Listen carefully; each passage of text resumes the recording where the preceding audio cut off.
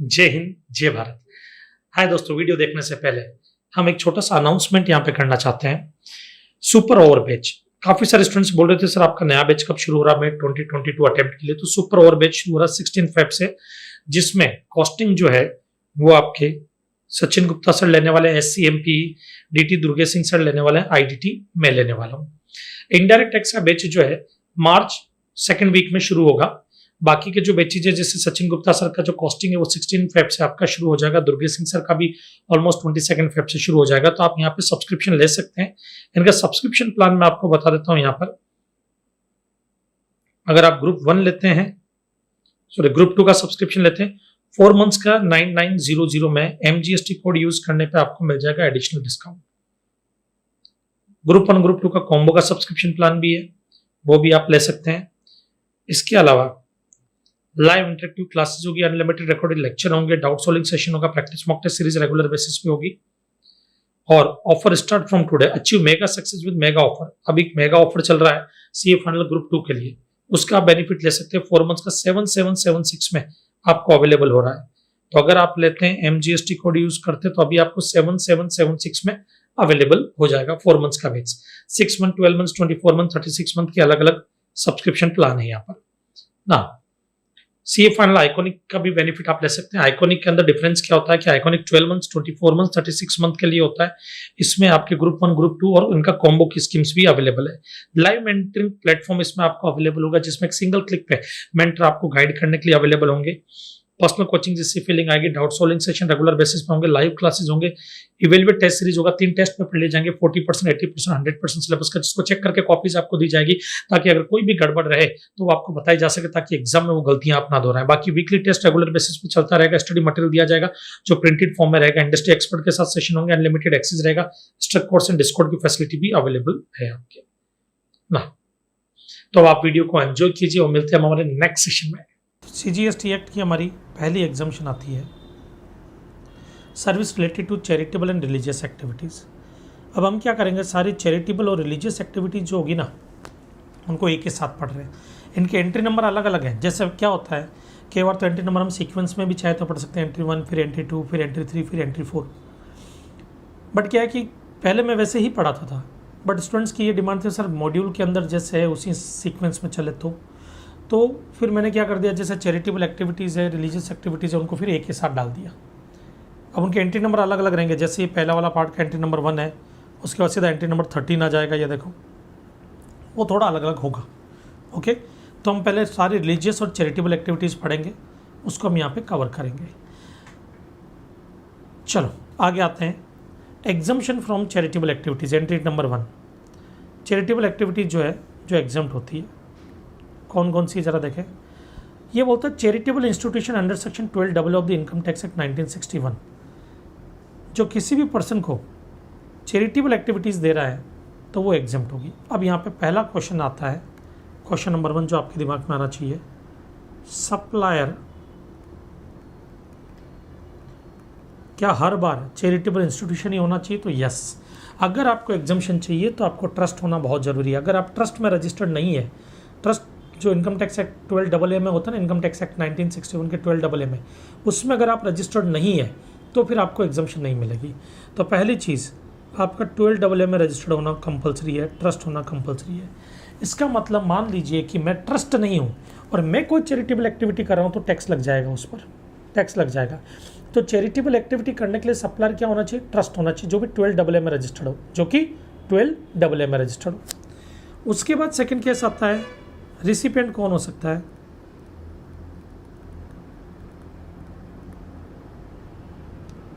Any person, कोई भी हो सकता है। हाँ, कुछ केसेस में जरूर कुछ स्पेसिफिक रिसिपिएंट के बारे में बताया गया, कंडीशनल है वो, बट बाकी जनरली कोई भी हो सकता है रिसिपिएंट। ओके, चैरिटेबल एक्टिविटी क्या होनी चाहिए?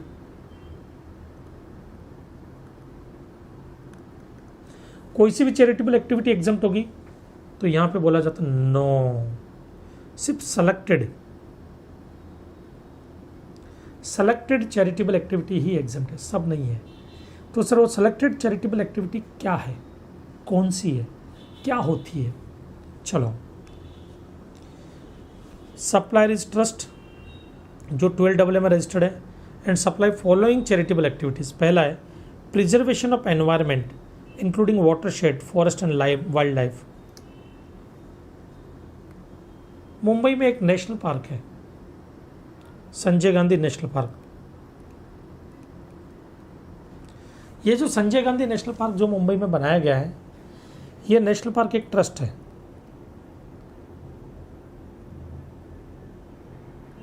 ट्रस्ट है और ये क्या करता है, जो जंगल है, एक जंगल है, उस जंगल को प्रिजर्व करने का, फॉरेस्ट को प्रिजर्व करने का काम करता है। तो ऐसे ट्रस्ट जो है, जो एनवायरनमेंट को प्रिजर्व करने का, फॉरेस्ट को प्रिजर्व करने का, इन सब का काम करते हैं, प्रिजर्वेशन का, उनको जो भी कंसिडरेशन दिया जाता है वो पूरा पूरा एग्जम्प्ट होता है, पूरा का पूरा एग्जम्प्ट होता है। तो preservation of environment including watersheds, forest and wildlife, पूरा पूरा एग्जम्प्ट। अब इसमें खूब सारे जंगली जानवर भी रहते हैं वहाँ पर, उनकी देखभाल भी होती है। अब देखभाल तो क्या, जाकर के उनको खाना वाना तो ये खिलाएंगे नहीं ऑब्वियसली। देखभाल का मतलब कि कोई बाहर का आदमी उनका शिकार करने ना आए, ये सब चीज़ों का ध्यान रखा जाता है। ओके ना, नेक्स्ट आते हैं पब्लिक हेल्थ। पब्लिक हेल्थ जो है उससे रिलेटेड कुछ एक्टिविटीज़, उससे related care and counselling, care and counselling की बात हो रही है। केयर एंड काउंसलिंग किसकी किसकी केयर एंड काउंसलिंग?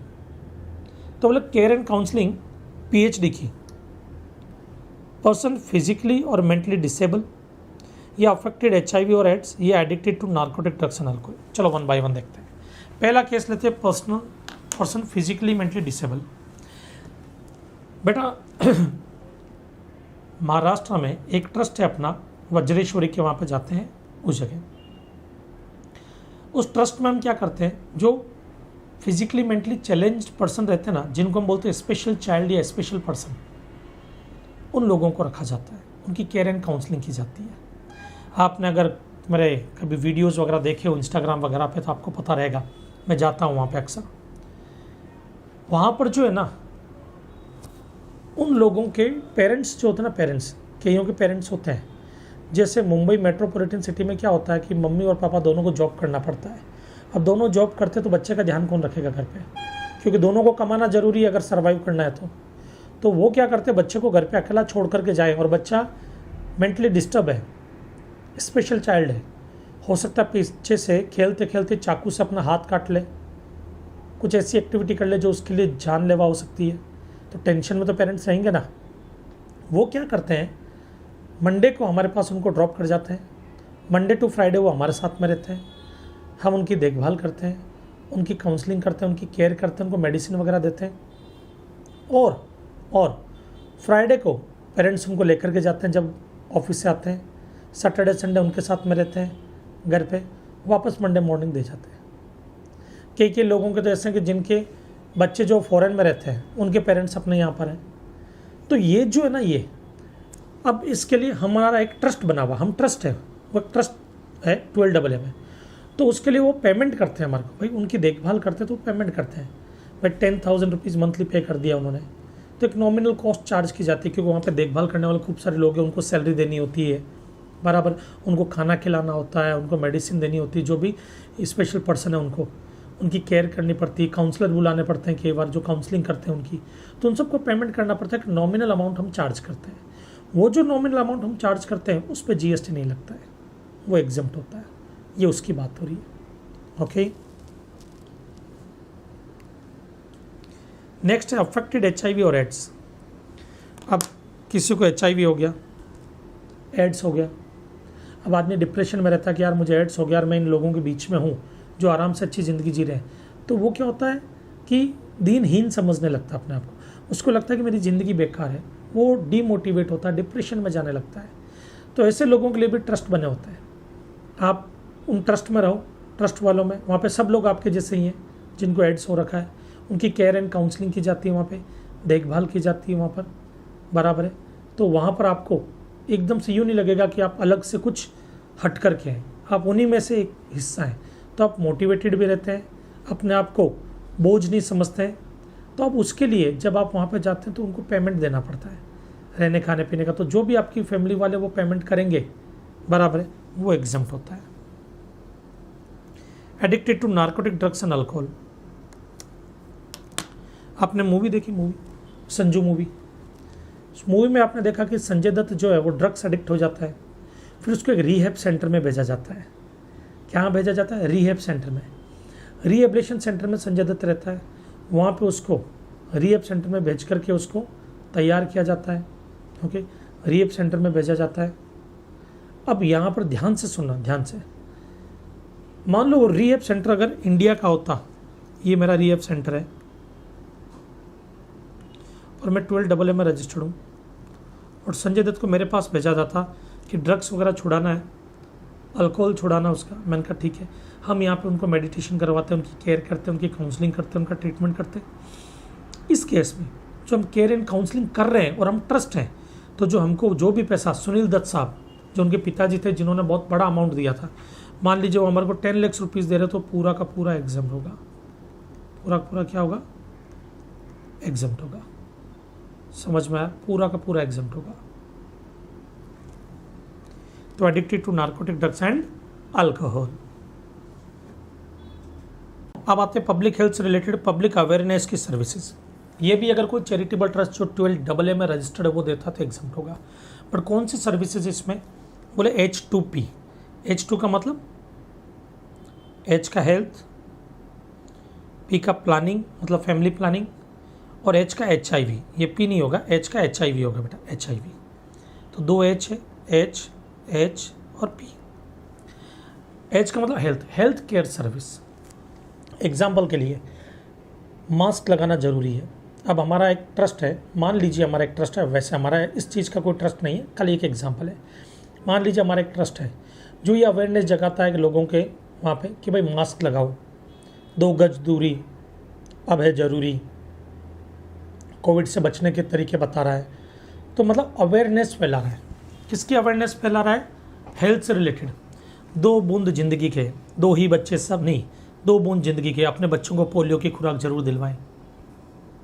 कोई भी ट्रस्ट अगर ये सब सर्विसेज देता, अवेयरनेस जगाने की सर्विसेज देता है, वो एग्जम्प्ट होती है। दूसरा, कोई भी ट्रस्ट फैमिली प्लानिंग की अवेयरनेस जगा रहा है, 2 ही बच्चे सबसे अच्छे, हम 2 हमारे 2 ही फूल खिलाओ।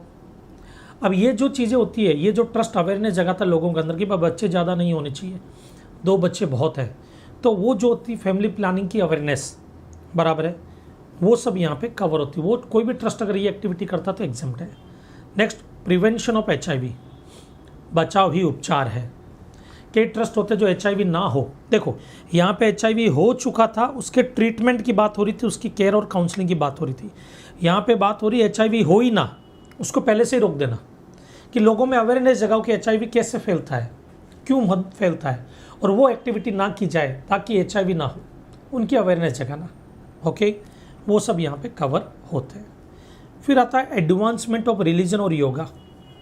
रिलीजन और योगा के एडवांसमेंट की सर्विसेज। अब ये जो है बाबा रामदेव जी की देन है। 2015 में योगा को कवर किया गया था चैरिटेबल एक्टिविटी में। अब देखो बाबा जी जो है जगह जगह शिविर लगाते हैं, बाबा रामदेव जी जगह जगह शिविर लगाते हैं। आपने देखा होगा उन शिविर में काफ़ी लोग जाते हैं, जैसे आप आए योगा सीखने के लिए, मैं बाबा रामदेव जी हूँ, और शिविर में जब आप आते हैं तो उसकी एक फ़ीस ली जाती है। कुछ शिविर फ्री होते हैं उनके, बट कुछ जगह पे फीस ली जाती है। तो आप 7 दिन का शिविर अटेंड कर रहे हैं, आपने मुझे 7,000 रुपीज़ पे किया। 7 दिन तक बाबा जी आपको अलग अलग योगा दिखाएंगे, योगा सिखाएंगे, बराबर है, योगा की क्रियाएं बताएंगे। अब वो जो 7,000 आप मुझे पे कर रहे हो, अगर मैं ट्रस्ट टू 12AA में मैं योगा की अवेयरनेस जगा रहा हूँ, अवेयरनेस मतलब अब यहाँ पे एडवांसमेंट का मतलब ये होता है अवेयरनेस, मैं अवेयरनेस जगा रहा हूँ योगा की, और आप जो मुझे 7,000 पे करेंगे उस पर GST नहीं लगेगा, वो आपका पूरा का पूरा क्या होगा बेटा? एग्जम्प्ट होगा। ओके, नेक्स्ट आता है रिलीजन, रिलीजियस एक्टिविटीज़। क्या हो गया यहाँ पे बेटा? Religious activities. रिलीजियस एक्टिविटी में क्या आएगा यहाँ पे, ध्यान से सुनना। कोई भी एक्टिविटी बराबर है जिसमें रिलीजन को प्रमोट किया जाता है, वो एक्टिविटी एग्जम्प्ट होगी अगर कोई ट्रस्ट वो एक्टिविटी कर रहा है तो, अदरवाइज नहीं। ट्रस्ट होना बहुत जरूरी है, वापस बोल रहा हूँ मैं, 12AA में रजिस्टर्ड होना ज़्यादा जरूरी है। इसके अलावा आगे आता है एडवांसमेंट ऑफ एजुकेशन और स्किल डेवलपमेंट और एजुकेशन प्रोवाइडेड टू।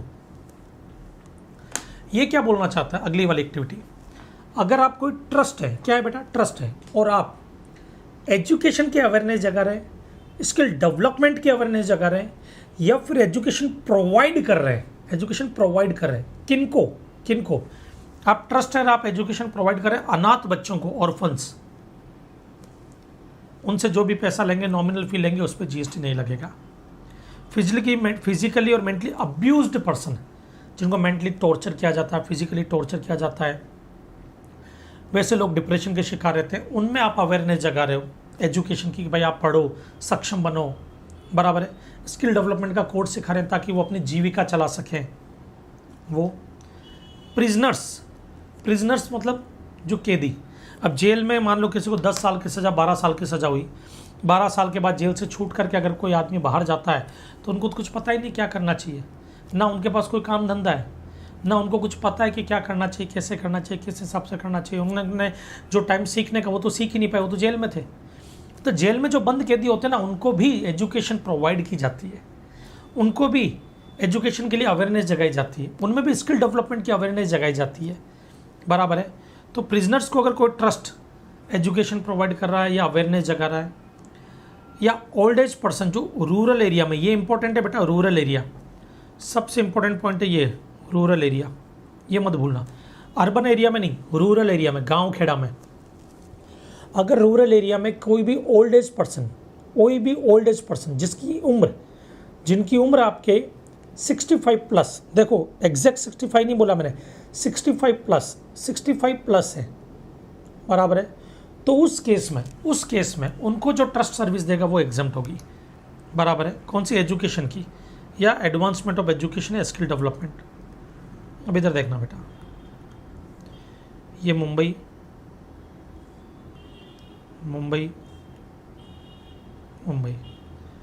इनकी एज है, ये ओल्ड एज पर्सन एज है 65, एज है 64, एज है 66। यहाँ पे भी टैक्स लगेगा, यहाँ पे भी टैक्स लगेगा, यहाँ पे भी टैक्स लगेगा। भले कोई ट्रस्ट इनको एजुकेशन या स्किल डेवलपमेंट की, एडवांसमेंट की सर्विस या एजुकेशन प्रोवाइड कर रहा है, टैक्स लगेगा यहाँ पर। अगर यही आपके रूरल एरिया में होते,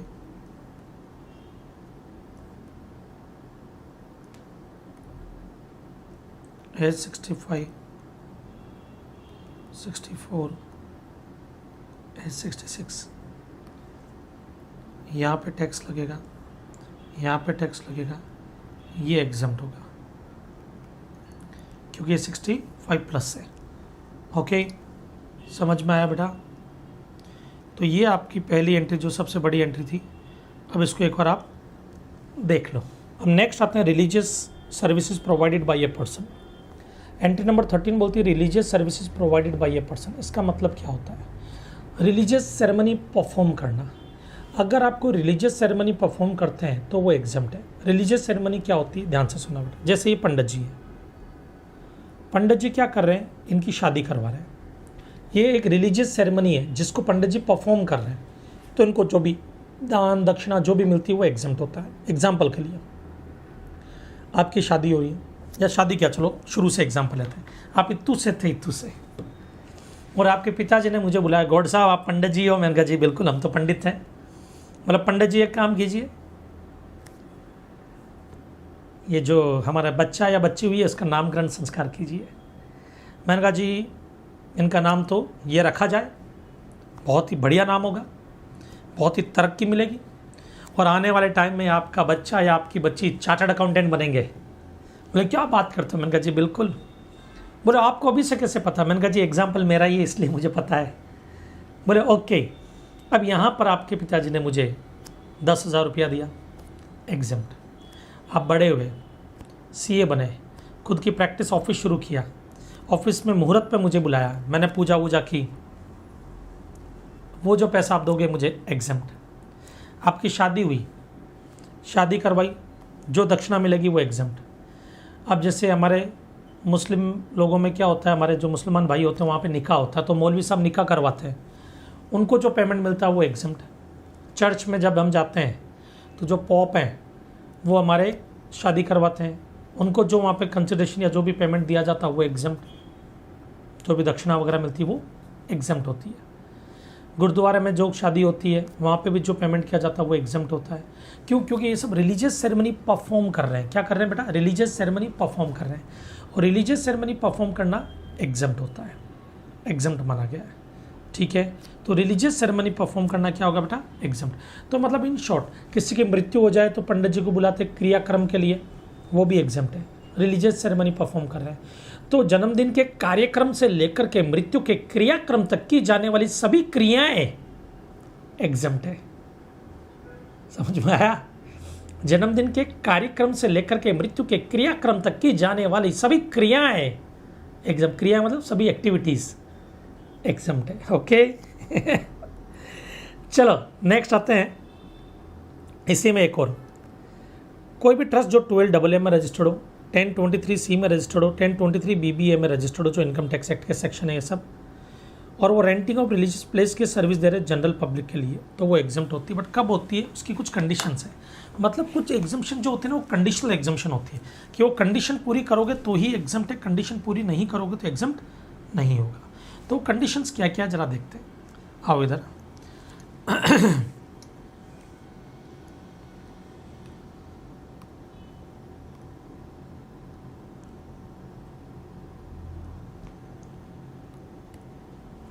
बेटा ये एक ट्रस्ट की जगह है, और यहां पर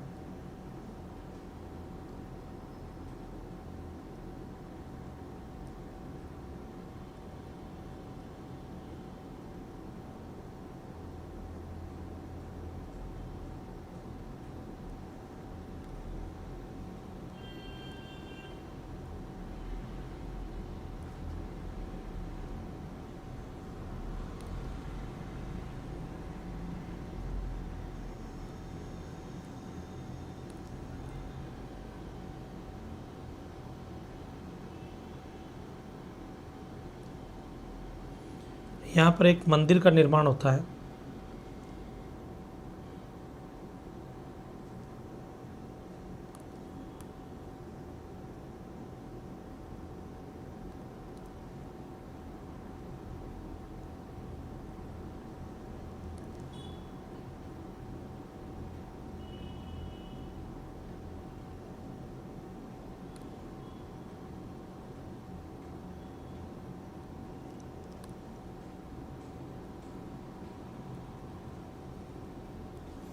ये एक मंदिर का निर्माण होता है यहाँ पर। अब ये मंदिर समझ लो, मस्जिद समझ लो, जो समझना समझ लो आप लोगों को, बराबर है। अब ये जो है, यहाँ पर एक मंदिर का निर्माण हुआ, और यहाँ पर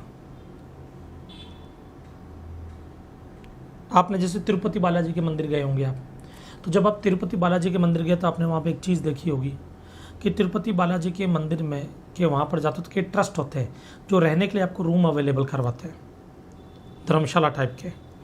ये वो रूम है। या शिरडी गए हो, और कई भी किसी भी मंदिर वगैरह में अगर आप जाते हैं तो आपने देखा होगा छोटी छोटी शॉप्स भी होती है ट्रस्ट की जगह में, जहाँ पे प्रसाद मिलता है, ताबीज़ मिलती हैं, भगवान के फोटोग्राफ्स मिलते हैं, ये सब चीज़ें, और एक बड़ा सा हॉल। ये सब तो शॉप्स।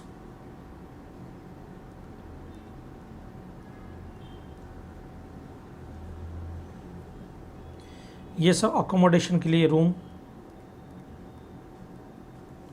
ये हॉल, ये सब ट्रस्ट का है, इसी ट्रस्ट का है। अब इधर देखना बेटा, ध्यान से सुनना।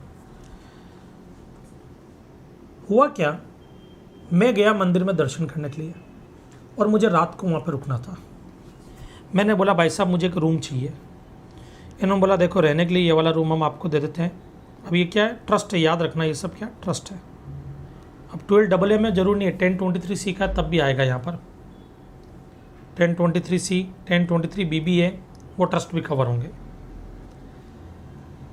अगर इस रूम का रेंट 999 है, मतलब 1000 से कम, लेस देन 1000, 999, तो ये एग्जम्प्ट होता है। अगर इसका रेंट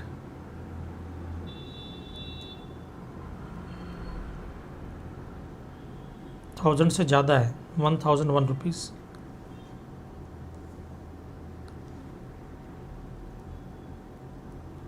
तब ये टैक्सेबल हो जाएगा। तो मतलब ये कंडीशनल एग्जाम्पशन है, कंडीशन डाल दी गई कि अगर 1000 से कम होगा तो ये एग्जाम्प्ट होगा। सर एग्जैक्ट 1000 हुआ तो क्या होगा? एग्जैक्ट 1000 हुआ ना बेटा तो एंट्री नंबर 13 जो अभी हम पढ़ रहे हैं इसके हिसाब से तो टैक्सेबल होगा, लेकिन एक एंट्री नंबर 14 है जो हम आगे पढ़ेंगे एंट्री नंबर 14, वहाँ पर एग्जाम्प्ट हो जाता है। वहाँ पे होटल, गेस्ट हाउस और अकोमोडेशन के लिए कोई भी जगह अगर दी जाती है और भाड़ा अगर 1000 रुपये तक का है तो एग्जाम्प्ट होता है, वो वहाँ पर एग्जाम्प्ट हो जाएगा। तो होता तो वो भी एग्जाम्प्ट है बट एंट्री बदल जाएगी उसमें, तो वो मैं अभी यहाँ पे नहीं लिख रहा हूँ, वो उस एंट्री के टाइम पे बताऊँगा। दूसरा, शादी, ब्याह, फंक्शन, इनके लिए अगर आपने कोई ट्रस्ट का हॉल बुक किया है, किसी भी ट्रस्ट का, जरूर नहीं मंदिर हो या मस्जिद हो, किसी भी ट्रस्ट का हॉल बुक किया है, जो ट्रस्ट है उनका हॉल बुक किया है, और अगर रेंट जो आप दे रहे हैं पर डे लेस देन 10,000 है, पर डे का लेस देन 10,000, इन शॉर्ट 9999 या उससे कम तो एग्जाम्प्ट होगा। शॉप अगर मैं रेंट पे लेता हूँ ट्रस्ट की और मैं यहाँ पे प्रसाद वगैरह बेचता हूँ, ताबीज बेचता हूँ, ये सब काम मैं करता हूँ, उस केस में जो रेंट है पर मंथ देखना है यहाँ पर, लेस देन 10,000 है तो एग्जाम्प्ट होगा।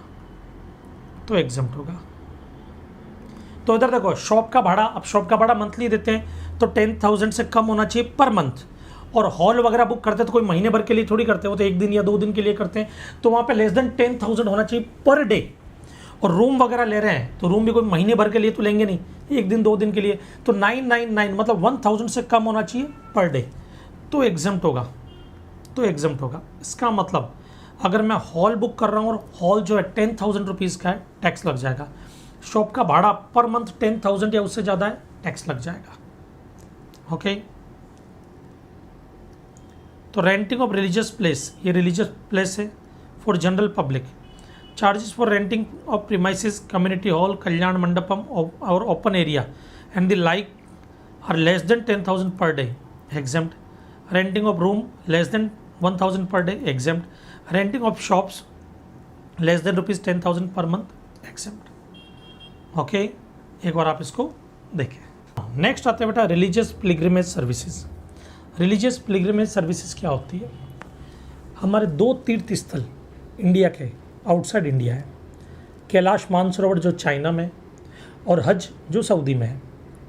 अब होता क्या है कि इन तीर्थ स्थलों में अगर आपको यात्रा करनी है तो आपके पास में 2 ऑप्शन होते हैं, या तो प्राइवेट टूर ऑपरेटर के थ्रू जाओ, या गवर्नमेंट का एक बायलैटरल अरेंजमेंट होता है दूसरी कंट्री के साथ में, जैसे भारत का चाइना के साथ में भी और सऊदी के साथ में भी है, कि भारत से एक जत्था मतलब कुछ यात्री, कुछ पिलग्रिमेजेस वो मानसरोवर जाएंगे और हज जाएंगे। अब बाकायदा इसका एक लॉटरी ड्रॉ भी निकलता है और फॉरेन कंट्री की गवर्नमेंट उनको अलाउ भी करती है। अब इस चीज़ को ज़रा समझते हैं, इधर देखना, कैलाश मानसरोवर एंड हज। कैलाश मानसरोवर के लिए एक ऑर्गेनाइजेशन बनाया गया है, कुमाऊं मंडल विकास निगम, इसको कुमाऊं विकास मंडल भी बोलते हैं, और हज के लिए एक हज कमेटी बनाई गई है, हज कमेटी। अब होता क्या है कि साल में एक बार ये टूर होता है, और मान लेते हैं ये है मिस्टर ए, ये मिस्टर बी, ये मिस्टर सी, ये मिस्टर डी,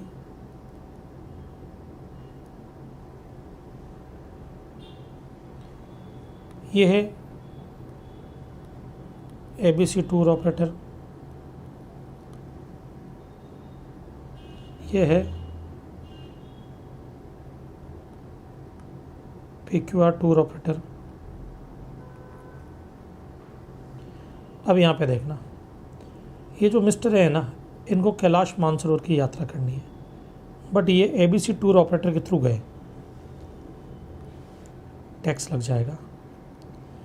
मिस्टर बी जो है, इनको भी कैलाश मानसरोवर की यात्रा करनी है, बट वो कुमाऊं विकास मंडल के थ्रू गए, कुमाऊं विकास मंडल निगम के थ्रू गए।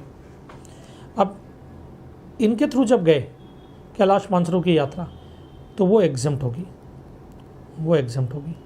अब पैसा यहाँ पे भी देना प्राइवेट टूर ऑपरेटर को थोड़ा ज़्यादा देना पड़ता है, मान लीजिए 1 लाख रुपीज़, और कुमाऊं विकास मंडल जो है वही टूर आपके 30,000 अप्रॉक्स में हो जाता है, बराबर है। तो अब यहाँ पर लोग क्या करते हैं, जनरली यहीं से अप्लाई करते हैं, तो लक्की ड्रॉ भी निकलता है, उसमें जिसका नाम आता है वो लोग वहाँ से यात्रा करते हैं, उस ऑर्गेनाइजेशन के थ्रू यात्रा करते हैं, ये एग्जम्प्ट होगा, ये 30,000 एग्जम्प्ट होगा। सेम ऐसा ही हज की यात्रा मिस्टर डी को करनी है, वो प्राइवेट टूर ऑपरेटर के थ्रू करते हैं तो टैक्स लग जाएगा, और अगर वो मिस्टर सी है वो हज कमेटी के थ्रू करते हैं, हज कमेटी के थ्रू, तो फिर वो एग्जम्प्ट होगा, वो एग्जम्प्ट होगा। तो इधर देखो बेटा, सप्लायर स्पेसिफाइड ऑर्गेनाइजेशन है कुमाऊं मंडल विकास निगम लिमिटेड या हज कमेटी, रिसिपिएंट कोई भी हो सकता है, religious pilgrimage facilitated by government of India under bilateral arrangement, तो वो क्या होगा, आपके एग्जम्प्ट होगा। तो प्राइवेट टूर ऑपरेटर के थ्रू गए तो टैक्स लग जाएगा बेटा, ये याद रखना। ओके नाउ अब आते हैं हम आगे नेक्स्ट इसमें। ओके नेक्स्ट आता है बेटा आपके ट्रेनिंग और कोचिंग इन रिक्रिएशनल एक्टिविटीज। आ जाओ इधर। अगर आप किसी को ट्रेनिंग देते हैं या कोचिंग देते हैं, किसकी ट्रेनिंग और कोचिंग देते हैं, आर्ट्स और कल्चर की, वो एग्जम्प्ट होता है।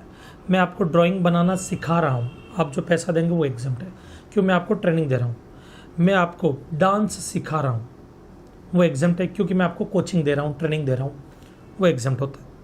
तो सप्लायर कोई भी हो, रिसिपेंट कोई भी हो, अगर आप किसी को ट्रेनिंग दे रहे हैं या कोचिंग दे रहे हैं जो किससे रिलेटेड है, आपके आर्ट से या कल्चर से रिलेटेड, तो वो एग्जम्प्ट होगी। आर्ट्स या कल्चर से रिलेटेड होती है वो एग्जम्प्ट होगी, ये याद रखना। ओके समझ में आया। अब इधर देखना बेटा, आपने मुझे बोला सर मेरे लिए एक ड्राइंग बनाओ, मैंने आपके लिए एक ड्राइंग बनाई,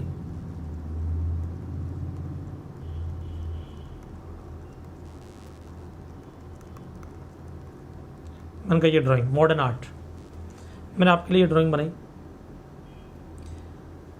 इसके लिए आपने मुझे 10,000 पे किया, जीएसटी लग जाएगा। क्यों, क्योंकि मैंने आपको सिखाया नहीं है, कोचिंग नहीं दी है, मैंने आपके लिए बनाई है, इस पर टैक्स लग जाएगा। बट मैं आपको सिखा रहा हूँ, देखो मैडम पहले यूँ करने का, देखो सर पहले यूँ करने का, फिर यूँ करने का, ओ माय गॉड ये डिज़ाइन ही चेंज होगी ऑटोमेटिक, यूँ करने का, फिर यूँ करने का, ऐसा करने का, ऐसा करने का, ऐसा ऐसा ऐसा ऐसा ऐसा, और ये वाईफाई बन जाएगा सर। अभी ये मैं आपको सिखा रहा हूँ, मैं आपको सिखा रहा हूँ, तो मैं कोचिंग दे रहा हूँ, ये एग्जम्प्ट होगा, आपसे जो भी पैसा लूँगा मैं। ओके तो कोई भी एक्टिविटी जो रिक्रिएशनल एक्टिविटी सिखा रहा हूँ मैं आपको, क्रिकेट सिखा रहा हूँ, स्पोर्ट्स वगैरह, तो स्पोर्ट्स वगैरह के लिए अलग से नीचे वो बाद में बताऊँगा मैं आपको। आर्ट्स कल्चर डांस वगैरह सिखा रहा हूँ, अब वो डांस सर फोक डांस सिखा रहे हो तो एग्जम्प्ट है, क्लासिकल सिखा रहे हो तब भी एग्जम्प्ट है, वेस्टर्न सिखा रहे हो तो टैक्स लगेगा ना, बिल्कुल नहीं, वेस्टर्न भी तो एक तरह का कल्चर ही है। तो अगर वेस्टर्न डांस भी मैं आपको सिखा रहा हूँ तो एग्जम्प्ट है, बट वेस्टर्न डांस में परफॉर्म कर रहा हूँ तो टैक्स लग जाएगा।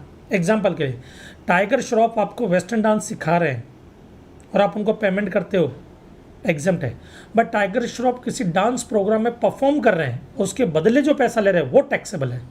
तो टाइगर श्रॉफ आपको डांस सिखा रहे हैं, एग्जम्प्ट, खुद परफॉर्म करके पैसा ले रहे हैं वो टैक्सेबल। दूसरा इसमें आता है training and coaching relating to sports. तो सर स्पोर्ट्स को ऊपर ही लिख देते ना यहाँ पे, नहीं बेटा, स्पोर्ट्स को इसलिए नीचे लिखा है इन्होंने क्योंकि स्पोर्ट्स में तभी एग्जम्पशन मिलेगा जब सिखाने वाला ट्रस्ट हो, जो आपको कोचिंग दे रहा है, ट्रेनिंग दे रहा है, क्रिकेट अकेडमी है, मान लो मेरी क्रिकेट अकेडमी है, मेरी फुटबॉल अकेडमी है, वो अगर ट्रस्ट में रजिस्टर्ड है तो एग्जम्प्ट है, और ट्रस्ट में रजिस्टर्ड नहीं है तो फिर एग्जम्प्ट नहीं, फिर टैक्सेबल हो जाएगा बेटा। ओके तो स्पोर्ट्स के लिए ट्रस्ट होना जरूरी है यहाँ पर ना। अब बढ़ते हैं आगे। नेक्स्ट आता है बेटा old age home service. Old age home service क्या होता है बेटा कि जो ओल्ड एज होम होते हैं ना, अगर वो सेंट्रल गवर्नमेंट, स्टेट गवर्नमेंट या किसी ट्रस्ट का ओल्ड एज होम है और उसमें अगर किसी ओल्ड एज पर्सन को रखा जाता है जिनकी एज 60 ईयर्स या उससे ज़्यादा हो, 60 और मोर, ओके, तो उनसे जो पेमेंट लिया जाता है वो अगर 25,000 रुपीज़ पर मंथ पर मेंबर है तो वो एग्जम्प्ट होगा। अब जैसे होता है क्या बेटा, कई लोग होते हैं जिनके पेरेंट्स जो है वो ओल्ड एज होम में होते हैं। रीज़न क्या, आप जैसे अपने यहाँ पे एक ओल्ड एज होम भी है। जो लोगों ने मेरे बारे में समझा या जाना है, जिन्होंने पढ़ा है मेरे बारे में, तो उनको पता होगा कि यहाँ पे मुंबई में अपना ओल्ड एज होम है। उस ओल्ड एज होम में क्या होता है कि कई लोग ऐसे जो फॉरेन में जॉब करते हैं, उनके पेरेंट्स की देखभाल करने वाला यहाँ पे कोई नहीं है, तो वो हमारे को बोलते हैं कि भाई आप हमारे पेरेंट्स को रखिए आपके ओल्ड एज होम में। हम उनको अपने ओल्ड एज होम में रखते हैं। अब उनकी केयर करते हैं, देखभाल करते हैं, खाना खिलाते हैं, तबीयत ख़राब होती तो दवाई वगैरह भी देते हैं, बराबर है। तो उनकी केयर भी की जाती है, उनको अकोमोडेशन भी दिया जाता है, फूड भी दिया जाता है। अब ये जो सर्विस दी जाती है उसके लिए उनके बेटे हमारे को पेमेंट करते हैं वहाँ से। मान लीजिए 10,000 पर मंथ कर रहे हैं एक आदमी के लिए, मम्मी और पापा दो तो 10 दोनों के 20 एग्जाम्प्ट है। सर मान लो एक के 20 हुए तो 20 40 पूरा एग्जाम्प्ट है, क्योंकि पर मेंबर 25,000 रुपीज़ तक अगर हम चार्ज करते हैं तो वो एग्जाम्प्ट है। और अपना जो ट्रस्ट 12AA में रजिस्टर्ड है वो, ओके, उसके लिए। तो अगर गवर्नमेंट का कोई भी ओल्ड एज होम हो या कोई ट्रस्ट का ओल्ड एज होम है जिसमें 60 ईयर्स या उससे ज़्यादा के, अब एज में भी ध्यान रखना, अगर किसी के पेरेंट्स 58 के हैं तो हम अगर उनसे 10,000 भी लेंगे तो टैक्स लग जाएगा, 10,000 भी लेंगे तो टैक्स लग जाएगा।